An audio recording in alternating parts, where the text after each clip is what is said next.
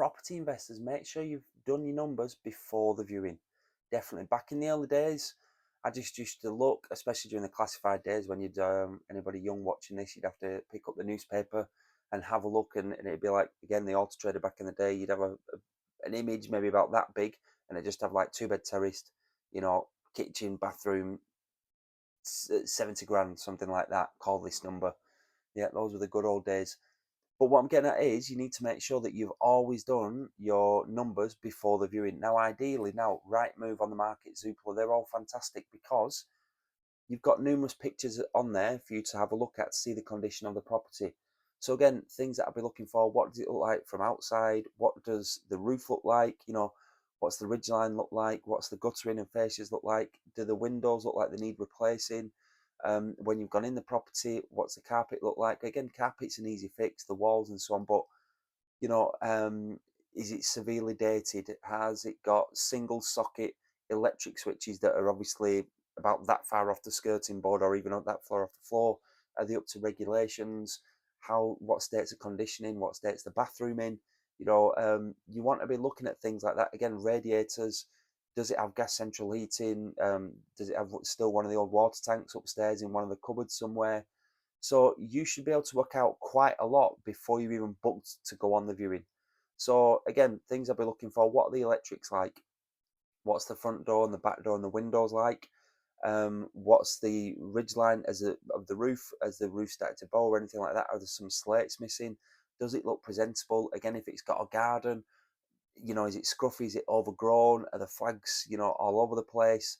Has a tarmac failed? Does it look like it's been cowboyed? Again, in the property, then easy fixes are carpets and the walls and so on. But you should have a really good idea of what the property needs before even booking a viewing. So, for instance, we were looking at one yesterday online, just a classic right move. It was up for 125.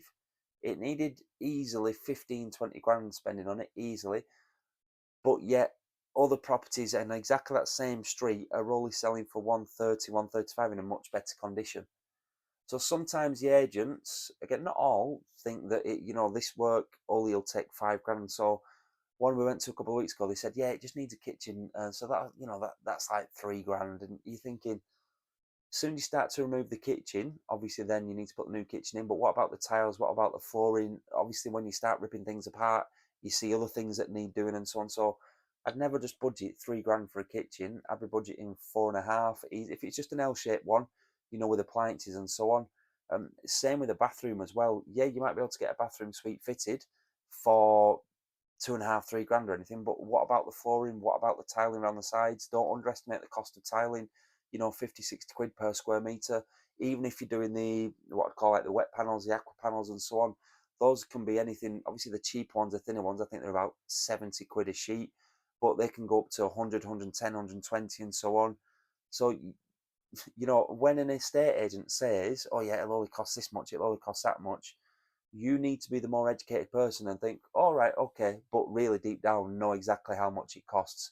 I know that a front door is going to cost about a grand. I know that a back door is going to cost a PVC one, 600, 700, whatever it is, you need to have the figures up here. So I went off then, didn't I? Going back to it, you need to have done the figures before the viewing to know whether or not the viewing's worth going on.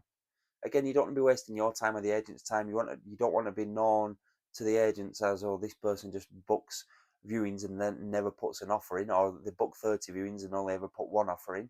You need to make sure that the viewings you go on, you're actually serious about, and it's the viewing itself when you've had a look around the property, when you've got a feel for the property, to know whether you should take it a step further forward or not bother really. So yeah, just a quick video there. Make sure you do your viewings. In fact, one thing here, still go very old school. I'll still print stuff off